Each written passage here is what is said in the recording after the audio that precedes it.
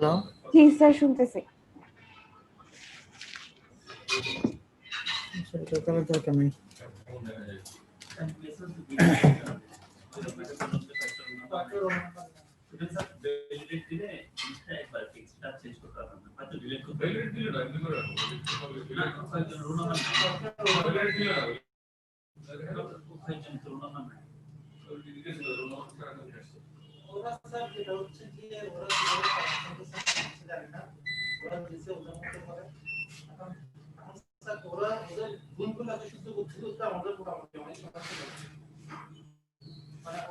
আচ্ছা, ঠিক আছে। গত ক্লাসে আমরা কি পড়ছিলাম?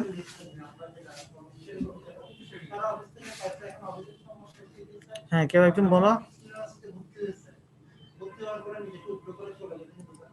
Sir, sedative and hypnotic drug and হ্যাঁ, স্লিপের টাইপস। ওকে। তো ওই জিনিসটার কিছু অংশ আমরা রিসেপ্টর নিয়ে কিছু কথাবার্তা বাকি ছিল, আমরা আজকে এটা ইনশাল্লাহ মেকানিজম শেষ অফ করবো। অ্যাকশনটা স্যার আপনি শর্টকাটে বলছিলেন স্যার, ওটা একটু ভালো এখন করে শর্টকাটে বলছিলাম, ওই জন্যই ওই অংশটা আমরা আজকে পড়বো ইনশাল্লাহ। তার আগে আমরা একটু আগে রিসেপ্টরটা সম্পর্কে একটু আলোচনা করে নিই। হ্যাঁ,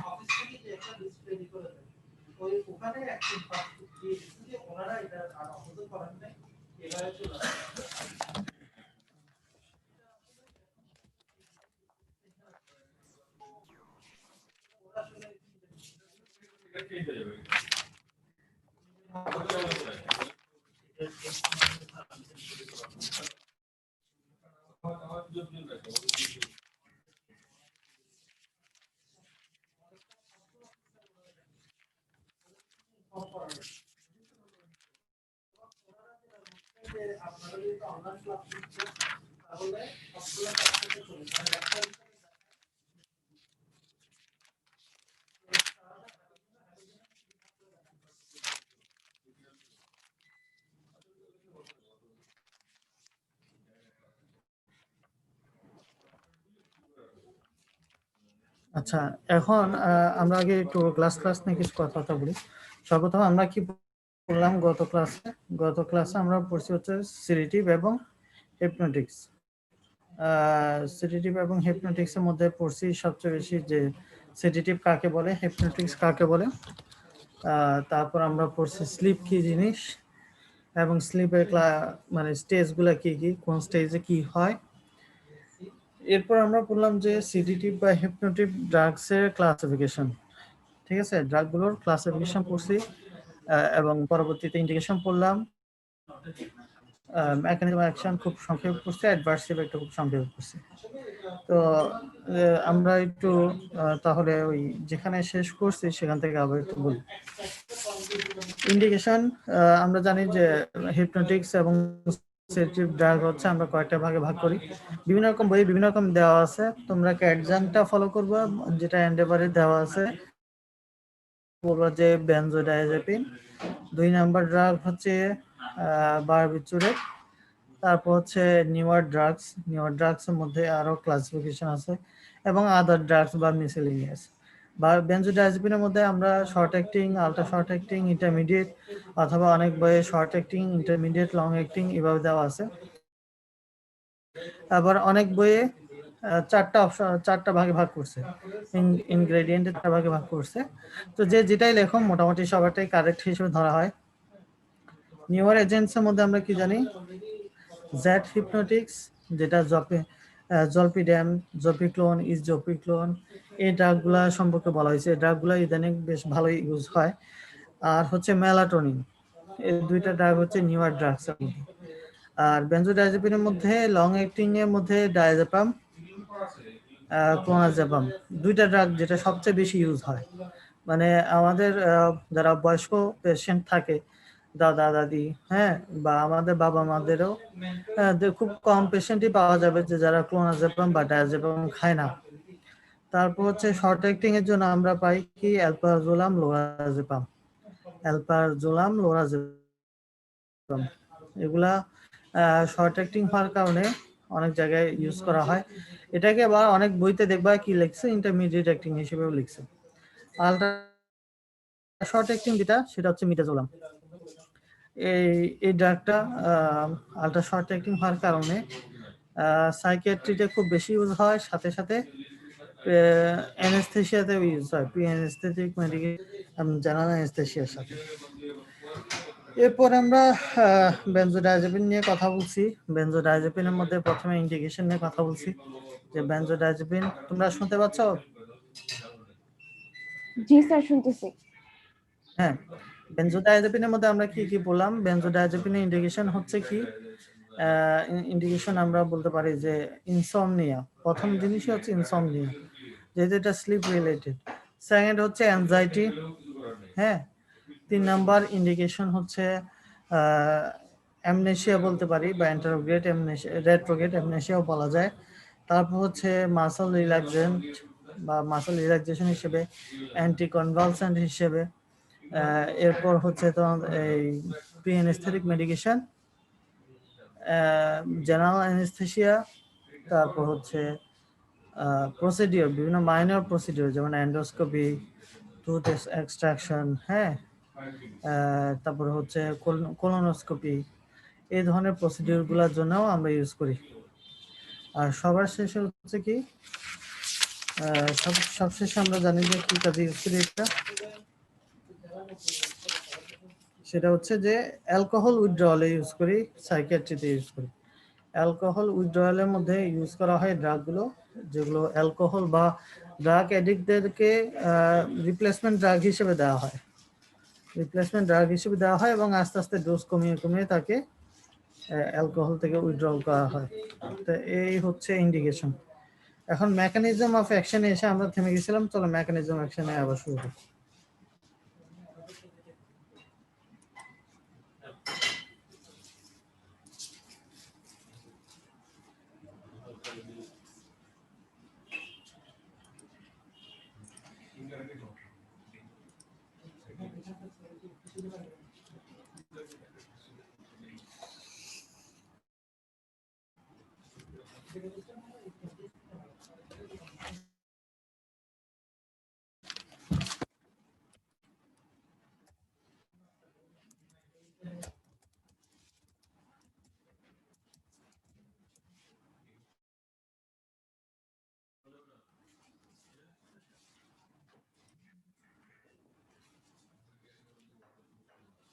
তোমরা কি দেখতে পাচ্ছ?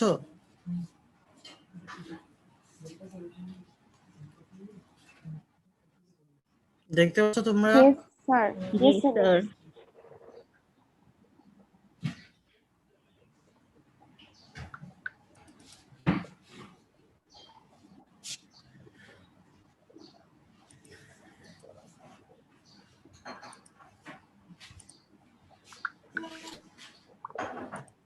আচ্ছা, দেখা যাচ্ছে তো না? এই দেখো, এটা হচ্ছে গাবা রিসেপ্টর। তো গাবা রিসেপ্টর পড়ার আগে আমরা গাবা রিসেপ্টর সম্পর্কে কিছু কথাবার্তা বলে নিই। সর্বপ্রথম হচ্ছে যে গাবা জিনিসটা কি, কেউ আমাকে বলতে পারবে? তোমরা তো ফিজিওলজি বা বায়োকেমিস্ট্রিতে এগুলো পড়ে থাকো, নিউরো ট্রান্সমিটার, নার্ভাস সিস্টেমে পড়ছো। গাবা এই জিনিসটা কি, এটা পুরো ফুল মিনিং কি? Gamma aminobutyric acid. জোরে বলো। Gamma aminobutyric acid. হ্যাঁ, গামা অ্যামিনোবিউটারিক অ্যাসিড। এবং এটা একটা নিউরো ট্রান্সমিটার। আমরা জানি নিউরো ট্রান্সমিটার কয়েক রকমের নিউরো ট্রান্সমিটার আছে, একটা অ্যাকর্ডিং টু অ্যাকশন। সেটা কি excitatory neuro transmitter, inhibitory neuro transmitter, এবং সর্বশেষে কি থাকে, মিক্সড নিউরো ট্রান্সমিটার, যেটার মধ্যে দুই ধরনের প্রপার্টি থাকে বা দুই ধরনের কাজই সে করে, সেগুলোকে আমরা বলতেছি মিক্সড নিউরো ট্রান্সমিটার। তো নিউরো ট্রান্সমিটার গাবা হচ্ছে কি ইনহিবিটরি নিউরো ট্রান্সমিটার। তো যার কারণে আমরা যেটা করি অ্যাকচুয়ালি, আমরা আমাদের সেন্ট্রাল নার্ভাস সিস্টেমে যে সেন্টারগুলো আছে, যেগুলো স্টিমুলেটিং সেন্টার আছে, আমরা সেই স্টিমুলেটিং সেন্টারগুলোকে সাপ্রেস করে দিই। এই কারণে দেখবা বইয়ের মধ্যে ডেফিনেশনের মধ্যে লেখা আছে স্লিপের হিপনোসিসের ডেফিনেশনে এবং সিডেশনের ডেফিনেশনে দেখবা, যে বইয়েই দেখো যে একটা কথা আছে যে সিডেশন আর হিপনোসিস আর a level of CNS depression. এটা এক ধরনের CNS depression. One kind of বা একটা লেভেলের সিনেস ডিপ্রেশন। তো আমরা এই ইনহিবিশন গাবা নিউরোট্রান্সমিটারের মাধ্যমে ইনহিবিশন করে এটাকে কি করি, স্লিপ ইনডিউস করি, যাতে করে সে স্টিমুলেটরি ইফেক্টের মাধ্যমে তাকে মানে অ্যারাউজ করতে না পারে বা অ্যাক্টিভ রাখতে না পারে। এখন গাবা রিসেপ্টর হচ্ছে আবার দুই রকম, গাবা রিসেপ্টর এ এবং গাবা রিসেপ্টর বি। আমরা যেটা এখন চোখে তোমরা সবাই ছবিতে যেটা দেখতেছো এটা হচ্ছে কি গাবা এ রিসেপ্টর, ঠিক আছে, এটা হচ্ছে গাবা এ রিসেপ্টর। এখন গাবা এ রিসেপ্টরের মধ্যে কয়েকটা সাব ইউনিট থাকে, তোমরা এখানে খেয়াল করতেছো কিনা, যে দুইটা আলফা ইউনিট, দুইটা আলফা সাব ইউনিট থাকে, দুইটা বিটা সাব ইউনিট থাকে এবং একটা গামা সাব ইউনিট থাকে, ঠিক আছে। এই প্রত্যেকটা সাব ইউনিটে আলাদা আলাদা কাজ আছে এবং সবগুলো জিনিস দেখা বা ওটা এই মুহূর্তে আমাদের এটা টার্গেট না। আমাদের টার্গেট হচ্ছে যে আমরা কিভাবে গাবা রিসেপ্টরের সাথে বেনজোডায়াজেপিন কিভাবে বাইন্ড করে সে জিনিসটা একটু জানতে হবে। এটা জানার আগে আরেকটা জিনিস জানতে হবে, সেটা হচ্ছে লিগ্যান্ড। লিগ্যান্ড কি জিনিস তোমরা কেউ বলতে পারবে আমাকে? যার সাথে স্যার মেডিসিন কোনো ড্রাগ অথবা কোনো নিউরোট্রান্সমিটার বাইন্ড করে ওটাকে লিগ্যান্ড বলে। লিগ্যান্ড হচ্ছে any drugs that binds with the রিসেপ্টরের যে সাইটের সাথে বাইন্ড করে সেটাকে লিগ্যান্ড বলে আর কি।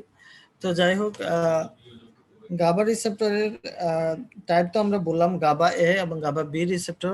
অনেক বইতে লেখা আছে যে গাবা সি রিসেপ্টরও আছে, এরকম একটা কথা আছে। তো গাবা এ রিসেপ্টর হচ্ছে তোমার লাইগেন্ড গেটেড ক্লোরাইড চ্যানেল। এই যে এখানে একটা খেয়াল দেখো, এখানে একটা অ্যারো চিহ্ন দেওয়া আছে, এটা মূলত হচ্ছে ক্লোরাইড চ্যানেল। হ্যাঁ, এটাকে বলা হয় লাইগেন্ড গেটেড ক্লোরাইড চ্যানেল। অর্থাৎ লাইগেন্ড গেটেড বলতেছে কেন, এখানে কোনো না কোনো লাইগেন্ড আসতে হবে, মানে হচ্ছে লাইগেন্ড বলতে এখানে ড্রাগ গুলাকে বোঝাচ্ছে। এই ড্রাগ গুলো যখন এগুলোর সাথে বাইন্ড করবে তখন ক্লোরাইড চ্যানেল হয় ক্লোরাইড চ্যানেল ওপেন হয়ে যাবে অথবা ক্লোরাইড চ্যানেল কি হবে, অফ হয়ে যাবে। আমরা যে ড্রাগটা নিয়ে কথা বলতেছি সেটা হচ্ছে ক্লোরাইড চ্যানেলকে কি করে, ওপেন করে দেয়, ঠিক আছে। তো এখানে দেখো এই যে ক্লোরাইড চ্যানেল দেওয়া আছে,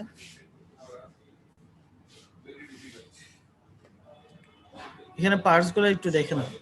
এটা হচ্ছে সাব ইউনিট গাবা এ রিসেপ্টরের সাব ইউনিট আলফা। আলফা দুইটা আলফা আছে, দুই পাশে দুইটা বিটা আছে এবং এই পাশে একটা গামা আছে। এখন বেনজোডায়াজেপিন অ্যাগনিস্ট যেগুলো, বেনজোডায়াজেপিন অ্যাগনিস্ট বলতে কি বোঝায়, বেনজোডায়াজেপিন অ্যান্টাগনিস্ট বলতে কি বোঝায়। আমরা এর আগে আরেকটা কথা তোমাদেরকে বলা হয় না, যে বেনজোডায়াজেপিন গুলোর একটা অ্যান্টিডোট পাওয়া যায়। অর্থাৎ কেউ যদি বেনজোডায়াজেপিন দিয়ে কেউ যদি পয়জনিং হয়, অর্থাৎ সে যদি খুব হাই ডোজে বেনজোডায়াজেপিন মানে গ্রহণ করে, সেক্ষেত্রে তার বেনজোডায়াজেপিন পয়জনিং হয়। তো তাই সেই পয়জনিং থেকে তাকে স্বাভাবিক অবস্থা আনার জন্য আমরা একটা অ্যান্টিডোট ইউজ করি, যেটাকে বলা হয় কি ফ্লুমাজেনিল। ফ্লুমাজেনিল, এই ফ্লুমাজেনিলটা হচ্ছে বেনজোডায়াজেপিন অ্যান্টাগনিস্ট, গাবা অ্যান্টাগনিস্ট, ঠিক আছে, সরি গাবা অ্যান্টাগনিস্ট। এই দেখো এখানে অ্যারো চিহ্ন দেওয়া আছে।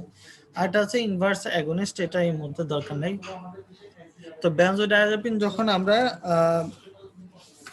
যখন বডিতে বেনজোডায়াজেপিন যাবে, সে কি করে এই গাবা এ রিসেপ্টরে তার স্পেসিফিক যে সাইট আছে, মেইনলি বলা হয় যে গাবা এ রিসেপ্টর এই আলফা এবং এই গামা, হ্যাঁ, এই দুইটাতে বাইন্ড করতে পারে।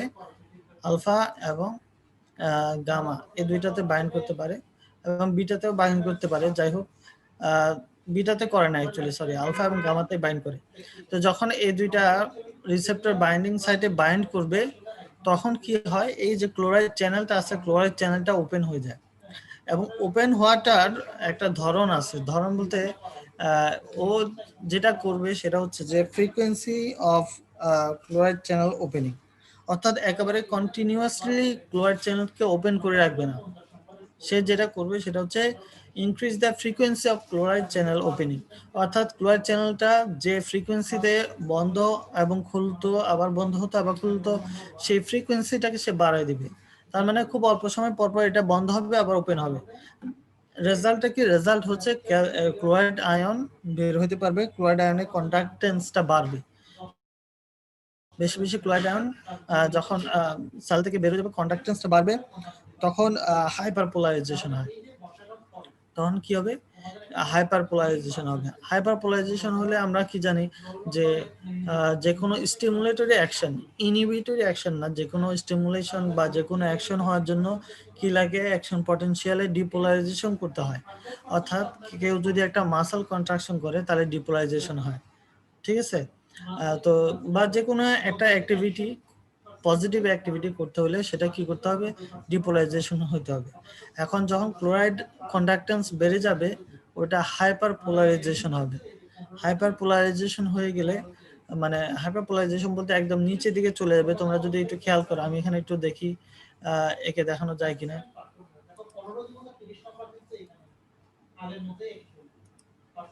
দেখা যাচ্ছে? এটা যদি একটা গ্রাফ হয় অ্যাকশন পটেনশিয়ালের, ঠিক আছে, তোমরা দেখতে পাচ্ছ? জি স্যার, তো দেখতেছি। অ্যাকশন পটেনশিয়াল উপরে উঠলো, উপরে উঠলো, উঠলো, উঠার পরে যখন ক্লোরাইড কন্ডাক্টেন্স বেড়ে যাবে, এখন রিপোলারাইজেশন হচ্ছে, ঠিক আছে? রিপোলারাইজেশন হতে হতে ক্লোরাইড কন্ডাক্টেন্স যখন বেড়ে যাবে, এটা হাইপার পোলারাইজেশন করবে। এই যে অংশটা, এটাকে আমরা বলতেছি কি? Hyper polarisation. তো যখন হাইপার পোলারাইজেশন হবে, তখন আর কি হবে না? কোনো পজিটিভ ইফেক্ট বা অ্যাকশন হবে না, তখন স্লিপ ইনডিউস হবে আর কি, তখন সিএনএস ডিপ্রেশন হবে। হাইপার পোলারাইজেশন হলে সাইন্যাপটিক ট্রান্সমিশন কমে যায়, ডিক্রিজ সাইন্যাপটিক ট্রান্সমিশন। তো অ্যাজ আ রেজাল্ট কি? সিএনএস ডিপ্রেশন হবে। আর সিএনএস ডিপ্রেশন হলেই আমরা সেটাকে কি বলতেছি? স্লিপ বলতেছি, বা হিপনোসিস বলতেছি, বা সেডিশন বলতেছি। এটা হচ্ছে মোটামুটি মেকানিজম অফ অ্যাকশন, ঠিক আছে? তাহলে আমি তোমাদেরকে একটু একটু লিখে দেখানোর চেষ্টা করি যাতে তোমাদের বুঝতে সুবিধা হয়, ঠিক আছে? এখানে একটু লিখে দেখাই মেকানিজম অফ অ্যাকশনটা।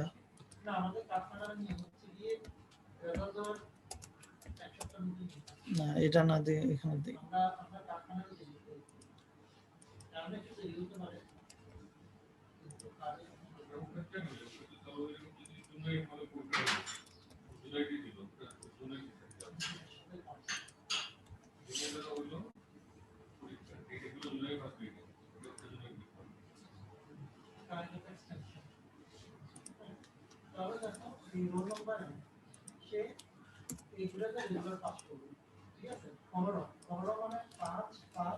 তো দেখো, এটা হচ্ছে বেনজো ডায়াজেপিন। দেন না। না না, কফি শেষই। হ্যাঁ, ঠিক আছে। বেনজোডায়াজেপিন কাজ করতেছে না কেন?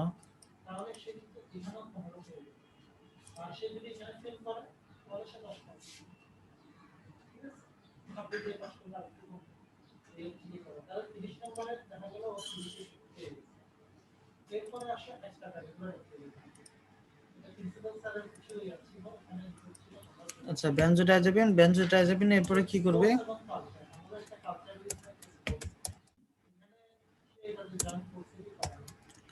binds with specific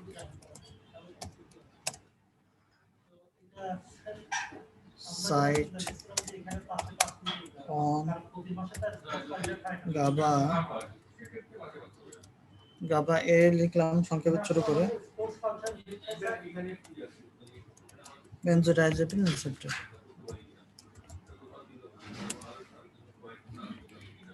এরপর কি করবে সে? Enhance receptors affinity for GABA.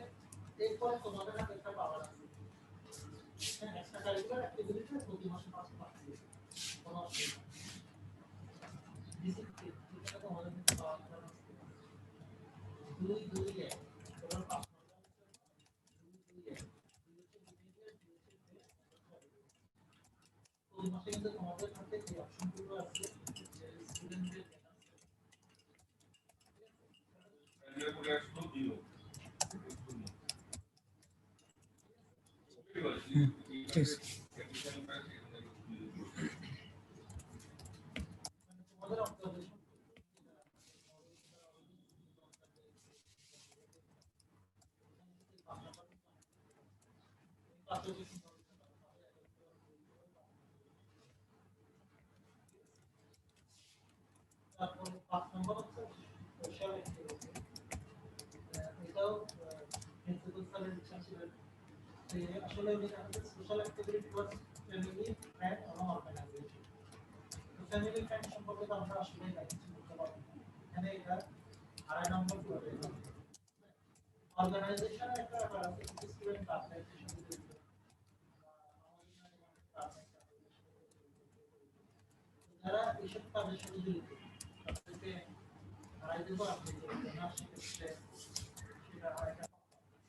আচ্ছা,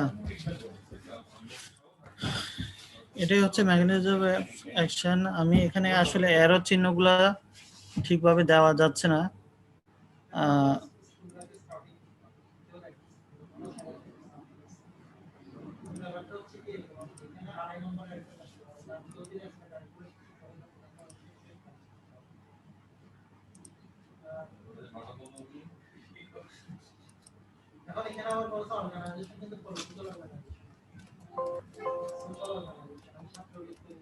আচ্ছা, যাই হোক, দেখা যাচ্ছে তো না?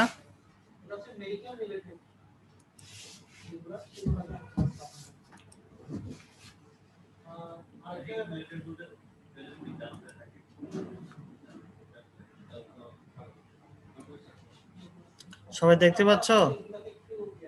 জি জি স্যার। স্যার, দেখতেছি। আচ্ছা,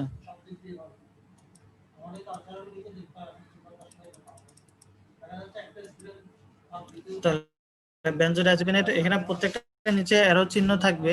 এটা আমি দিতে পারতেছি না, এখানে দিলাম না। বেনজোডাইজেপিন কি করবে? Binds with specific site on GABA A benzodiazepine receptor. ঠিক আছে, গাবা এ বেনজোডাইজেপিনের যে রিসেপ্টর আছে ওটার সাথে বাইন্ড হবে স্পেসিফিক জায়গায়।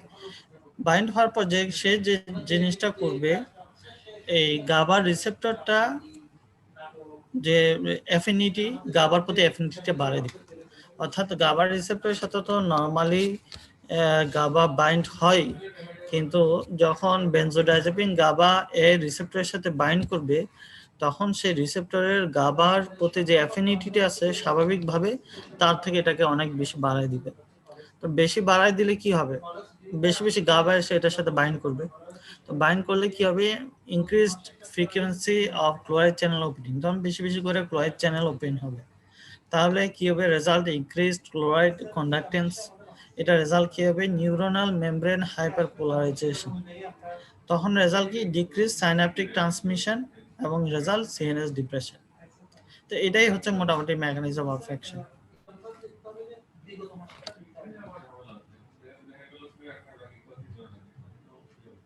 ঠিক আছে, কার কোনো বুঝতে অসুবিধা আছে?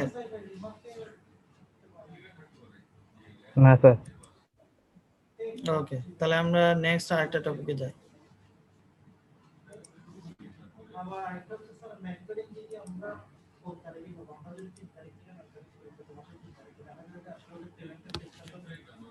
তো এটার ফার্মাকোলজিক্যাল অ্যাকশন কি, ও কিভাবে কাজ করে বা কি কি কাজ করে?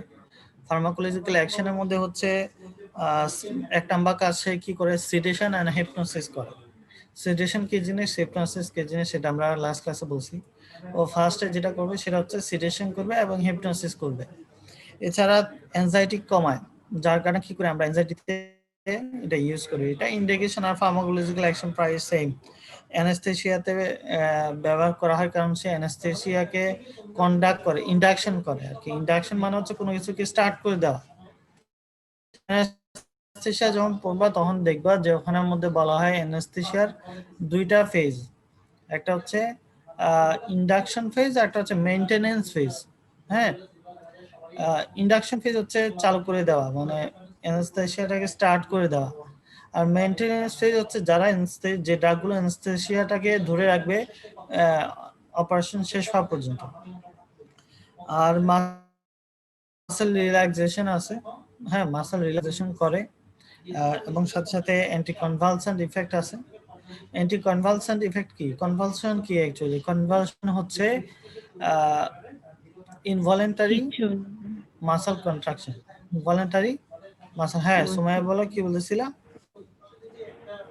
স্যার কনভালশন সুমাইয়া মানে বলো। খিঁচুনি, স্যার খিঁচুনি হ্যাঁ এটা ওটা তো নরমাল টার্ম, হ্যাঁ নরমাল টার্ম, এটা তো সাধারণ মানুষের ভাষা।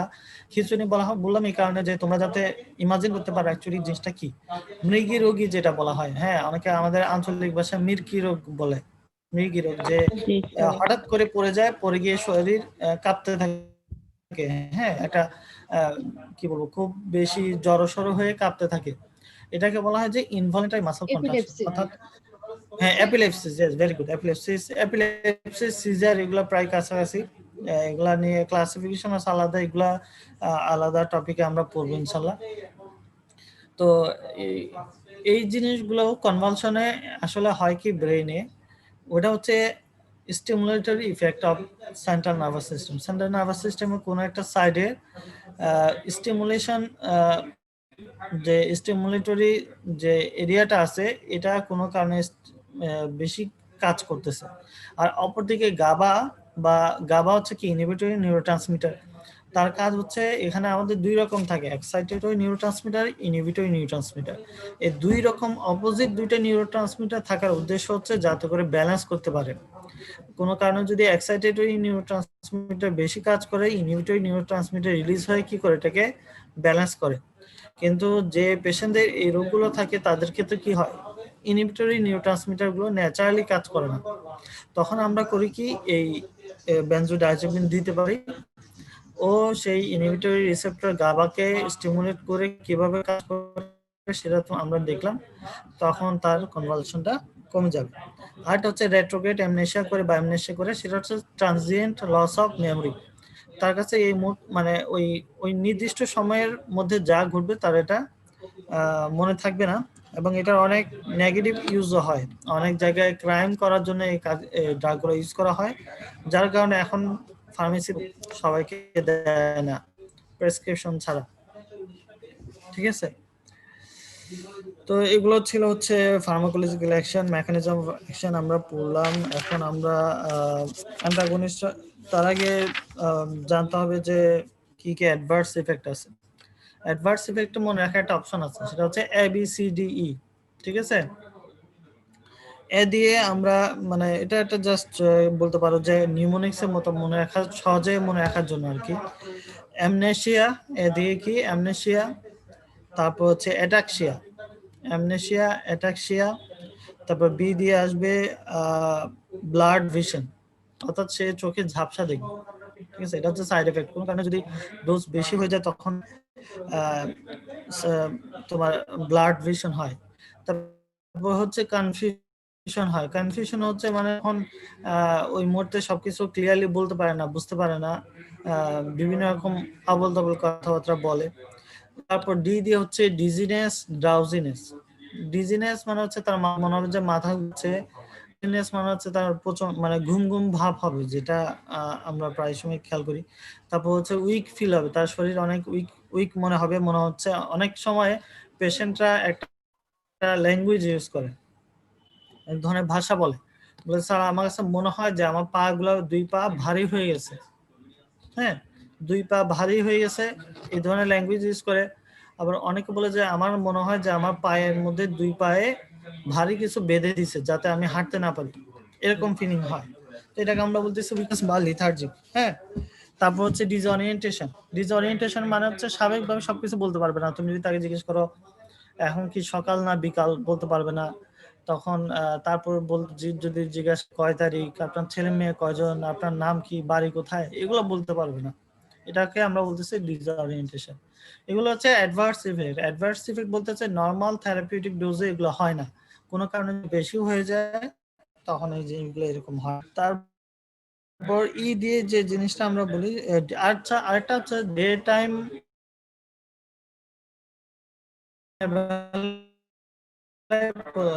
ঘুমাবে বেশি। তারপর হচ্ছে যে পেশেন্টদের স্লিপ অ্যাপনিয়া থাকে, স্লিপ অ্যাপনিয়া সম্পর্কে আইডিয়া আছে তোমাদের?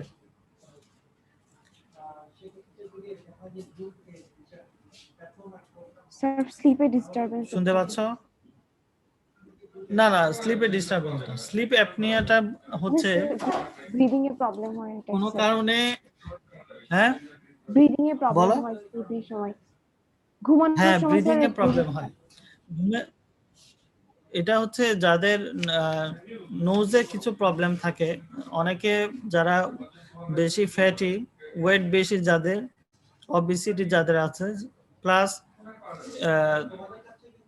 নোজে কোনো অ্যাবনর্মালিটি আছে, অ্যাবনর্মালিটি বলতে কিছু ডিজিজ থাকে, সবকিছু মিলে যেটা হয় সে যখন ঘুমায় তার ব্রিদিং প্রবলেম হয়।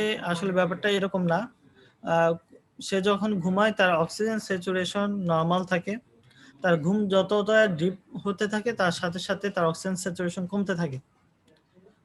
যে জিনিসটা হয় ঘুমানোর সময় আমাদের যে টাং থাকে, হ্যাঁ, টাংটা তার পিছন দিকে পড়ে যায়, পড়ে গিয়ে আমাদের এখানে যে এপিগ্লটিসটা আছে ওটাকে ব্লক করে ফেলে, যার ফলে শ্বাস নিতে পারে না। হ্যাঁ, এটা কিন্তু সবার হচ্ছে না। অবিস পেশেন্ট, নেজাল কোনো ডিজিজের মধ্যে তখন টাংটা পিছনে পড়ে যায়, আমাদের এয়ারওয়েটা ব্লক হয়ে যায়, অক্সিজেন স্যাচুরেশন কমতে থাকে। আর যখন অক্সিজেন স্যাচুরেশন কমে যায় ব্রেন থেকে একটা সিগন্যাল আসে, যার ফলে সে হুট করে ঘুম থেকে মানে জেগে ওঠে আর কি। এটাকে বলতেছে স্লিপ অ্যাপনিয়া। তো স্লিপ অ্যাপনিয়াতে যে জিনিসটা হয়, যে স্লিপ অ্যাপনিয়া যখন হয় ব্রেইনে কিছু সিগন্যাল আসে যেগুলো তাকে হুট করে ওই ঘুম থেকে উঠায় ফেলে, এবং ঘুম থেকে উঠে যাওয়ার কারণে তার অক্সিজেন স্যাচুরেশনটা আবার স্বাভাবিক পর্যায়ে আসে। এখন বেনজোডিয়াজিপিন যদি কোনো হাই ডোজে দেওয়া হয়, এটা অ্যাডভার্স ইফেক্টে যেটা হবে, এটা সিএনএস ডিপ্রেশন করবে, যার কারণে স্লিপ অ্যাপনিয়া হলে তার যে সিগন্যালটা আসার কথা ওটা আসবে না বা কম আসবে। তাহলে কি হতে পারে, স্লিপ অ্যাপনিয়ার কারণে সে ওয়ার্সেনিং কন্ডিশন, মানে এটা আরো খারাপ হয়ে যেতে পারে এবং ডেথ পর্যন্ত হতে পারে। ইম্পর্টেন্ট আরেকটা অ্যাডভার্স ইফেক্ট হচ্ছে ইম্পেয়ার্ড মোটর অ্যাক্টিভিটিস বা ইম্পেয়ার্ড মোটর কোঅর্ডিনেশন। কোঅর্ডিনেশন বলতে যে অনেকগুলো কাজ যখন আমরা একটা নির্দিষ্ট প্যাটার্নে করি, যেমন মনে করো ড্রাইভিং, কার ড্রাইভিং, এটা একটা কোঅর্ডিনেশনের ব্যাপার আছে। তো এই ইম্পেয়ার্ড মোটর কোঅর্ডিনেশন হয়। তো এই ধরনের পেশেন্টদেরকে যারা কার ড্রাইভিং করে, ড্রাইভার যারা গাড়ি চালায় যারা, ওদেরকে এই ওষুধগুলো দেওয়া যাবে না। আর দিলেও তাকে বলতে হবে সে যখন গাড়ি চালাবে তখন সে ওষুধ খাবে না। ওদের তো গাড়ি চালানোর সময়গুলো ডিফারেন্ট থাকে, একদিন সকালে চালায় একদিন রাতে চালায়, তাহলে যেদিন সে রাতে চালাবে সেদিন সে সকালে খাবে, আর যেদিন সে বা খাবে না, আর যেদিন সে সকালে গাড়ি চালাবে সেদিন রাতে খাবে। মোট কথা হচ্ছে ওষুধ খেয়ে গাড়ি চালানো যাবে না, ঠিক আছে? এই আর হচ্ছে যদি কোনো প্রেগন্যান্ট লেডি, আমরা একটু পরে এটা নিয়ে আলোচনা করব অন্য একটা চ্যাপ্টারে, সেটা হচ্ছে প্রেগন্যান্ট পেশেন্ট যখন লেবারে থাকে তখন যদি বেনজোডায়াজেপিন দেওয়া হয়, তখন যে জিনিসটা হয় সেটা হচ্ছে ইউটেরাসের কন্ট্রাকশন হয়। আমরা জানি ইউটেরাসের কন্ট্রাকশনের কারণে বাচ্চা ডেলিভারি হয়, বেবি ডেলিভারি হয়। ও যেটা করে সেটা হচ্ছে হাইপোটোনিসিটি করে, মানে মাসল কন্ট্রাকশনের টোনটা কমায় দেয়। টোন কমায় দিলে ইউটেরাসের মাসল কন্ট্রাকশন কমে যাবে, কমে গেলে বাচ্চা কি হতে পারবে না, ডেলিভারিটা বাচ্চা বেবি ডেলিভারি হবে না, বেবি আটকে থাকবে।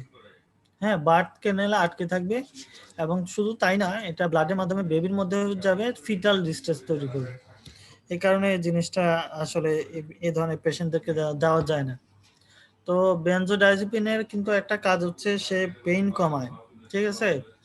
তো আমরা তাহলে পেইন কমানোর জন্য যদি বেনজোডাইজেপিন না দেই তাহলে কি দিব? প্রেগন্যান্ট লেডিকে কি দিব তাহলে? বেনজোডাইজেপিন দিলে কি করতেছে? ও তো ইউটেরাসের কন্ট্রাকশন কমায় দিচ্ছে, ফিটাল ডিস্ট্রেস বাড়ায় দিচ্ছে, তাহলে তো বাচ্চা মারা যাবে। অ্যানাসিড কিন্তু মায়ের পেইন তো কমাইতে হবে। হ্যাঁ অ্যানাসিড গুলো হ্যাঁ মাইশা জোরে বলো। স্যার, অ্যানাসিড যেটাকে বলে পেইন কিলার গুলো, নরমাল পেইন কিলার। এনএসআইডি আসলে তোমরা পূর্ব ইনশাল্লাহ পেইন নিয়ে কথাবার্তা বলবে জিনিয়া ম্যাডাম তোমাদেরকে। পেইন টাইপ আছে, ঠিক আছে? লেবার পেইন যেটা, এটা হচ্ছে স্প্যাজমোটিক টাইপ অফ পেইন আর কি। হ্যাঁ, এই ধরনের পেইন এনএসআইডিতে কমে না, ঠিক আছে? এই ধরনের পেইন কি করে না, এনএসআইডিতে কমে না। এই ধরনের পেইন কমানোর জন্য অ্যান্টি স্প্যাজমোটিক লাগে, যে স্প্যাজমটা কমাবে। ওর পেইন হচ্ছে কি কারণে? ইউটেরাসের মাসল বারবার কন্ট্রাক্ট করতেছে, প্রত্যেকবার তার আগের বারের চেয়ে বেশি কন্ট্রাকশন করতেছে, এই জন্য পেইন হচ্ছে। তো তুমি এনএসআইডি দিলে খুব একটা লাভ হবে না। তো এখানে যে জিনিসটা করতে হয় সেটা হচ্ছে আমরা প্যাথিদিন দেই। কি দেই? প্যাথিদিন। প্যাথিদিন কি জিনিস? বারবিচুরেট, না সরি, প্যাথিদিন বারবিচুরেট না, প্যাথিদিন দেই। প্যাথিদিন দিলে কি লাভ? প্যাথিদিন দিলে লাভ হচ্ছে প্যাথিদিন সেন্ট্রাল নার্ভাস সিস্টেমে কাজ করে। ওর পেইন হচ্ছে কি, আমাদের স্যার ব্যাটারি স্যার ক্লাস আছে স্যার। আচ্ছা আমরা শেষ করে দিব। ও পেনের যে সিগন্যালটা ব্রেনে যায় সেই সিগন্যালটাকে ব্রেনে পৌঁছাইতে দিবে না। তার মানে ওর পেইন হবে ঠিকই, কিন্তু পেনের সিগন্যাল ব্রেনে যাবে না, তো পেইন ফিল করবে না। এক, তাহলে ওর পেইন কমে যাচ্ছে পেশেন্টের। সেকেন্ড হচ্ছে এটা ইউটেরাইন মাসল কন্ট্রাকশনকে হ্যাম্পার করে না, মাসল কন্ট্রাকশন যেভাবে চলতেছে ঠিক সেভাবে চলবে। 3 নম্বর হচ্ছে যে এটা বাচ্চার ফিটাল ডিস্ট্রেসও করে না, তাহলে আমরা প্যাথেগিন দিতে পারবো। আর হচ্ছে সর্বশেষ যেটা বলতে পারো, নাইটমেয়ার হয়, অনেক সময় দুঃস্বপ্ন দেখে, নাইটমেয়ার হয়, এবং অ্যাংজাইটিও হতে পারে। আমরা অ্যাংজাইটি ট্রিটমেন্টে দেই, কিন্তু এটাকে বলা হয় প্যারাডক্সিক্যাল অ্যাংজাইটি বা প্যারাডক্সিক্যাল ইরিটেবিলিটি। অর্থাৎ অ্যাংজাইটির জন্য আমি তাকে কি দিলাম? বেনজোডাইজেপিন দিলাম, কিন্তু এটার রেজাল্টেই আবার দেখা গেল যে অ্যাংজাইটি বা ইরিটেবিলিটি তৈরি হয়। তাহলে অ্যাডভার্স ইফেক্ট গুলোকে আমরা সংক্ষেপে যদি বলি কি কি: অ্যাটাক্সিয়া, তারপর হচ্ছে অ্যামনেশিয়া, এরপর হচ্ছে ব্লাড ভিশন, তারপর সি আছে, সি দিয়ে আমরা কি বলবো? সি দিয়ে কনফিউশন, ডি দিয়ে drowsiness, dizziness, day time sedation, তারপর হচ্ছে ডিসঅরিয়েন্টেশন। হ্যাঁ, এরপর হচ্ছে sleep apnoea, impaired motor coordination, তারপর প্রেগন্যান্সিতে কি প্রবলেম করে সেগুলো তো বললাম। ড্রাইভিং স্কিল, যারা ড্রাইভিং করে তাদেরকে কখনোই দেওয়া যাবে না এই ড্রাগটা। তারপর হচ্ছে যে প্যারাডক্সিক্যাল ইরিটেবিলিটি বা অ্যাংজাইটি। আর একটা সংক্ষেপে একটা কথা বলবো, সেটা হচ্ছে ওভারডোজ যদি হয়, কোনো কারণে টক্সিক ওভারডোজ যদি হয় তাহলে কি দিব আমরা? তখন ওভারডোজ হলে ফ্লুমাজেনিল দিব। ফ্লুমাজেনিল কি করে? ওই এটা হচ্ছে অ্যান্টাগনিস্ট, ওকে, হচ্ছে বেনজোডাইজেপিন রিসেপ্টরের অ্যান্টাগনিস্ট। বেনজোডাইজেপিন রিসেপ্টর অ্যান্টাগনিস্ট, অর্থাৎ গাবা এ রিসেপ্টরের মধ্যে যে সাইটে বেনজোডাইজেপিন বাইন্ড করে ওই সাইটটাকে ও ব্লক করে। তাহলে এই জন্য এটাকে যখন সে এটা ব্লক করে দিবে তাহলে বেনজোডাইজেপিন আর নতুন করে বাইন্ড করতে পারবে না এবং কাজ করতে পারবে না। এবং এটা হচ্ছে আইভি দেওয়া হয়, ঠিক আছে? এবং আইভি দেওয়া হয় এবং এটা খুব র্যাপিডলি কাজ করে এবং শর্ট অ্যাক্টিং, খুব অল্প সময়ের জন্য কাজ করে। আর এটা হচ্ছে টলারেন্স বা ডিপেন্ডেন্স। টলারেন্স বা ডিপেন্ডেন্স কি জিনিস? টলারেন্স বা ডিপেন্ডেন্স হচ্ছে যখন কোনো একটা ড্রাগ একটা নির্ধারিত সময় পর্যন্ত দেওয়ার পর তার যে ডিজায়ার্ড ইফেক্ট ওটা আর পাওয়া যায় না, সেটাকে আমরা বলতেছি টলারেন্স। এবং সাধারণত 1 থেকে 2 সপ্তাহ বেশি হলে যদি কেউ খায় তখন এই টলারেন্সটা ডেভেলপ করে। তো এটাই মোটামুটি বলতে পারো যে বেনজোডাইজেপিন সম্পর্কিত আলোচনা আজকে এখানেই শেষ। ইনশাআল্লাহ অ্যান্টাগনিস্ট নিয়েও কথা বলছি, আর কিছু ছোটখাটো টপিক আছে যেগুলো আমরা নেক্সট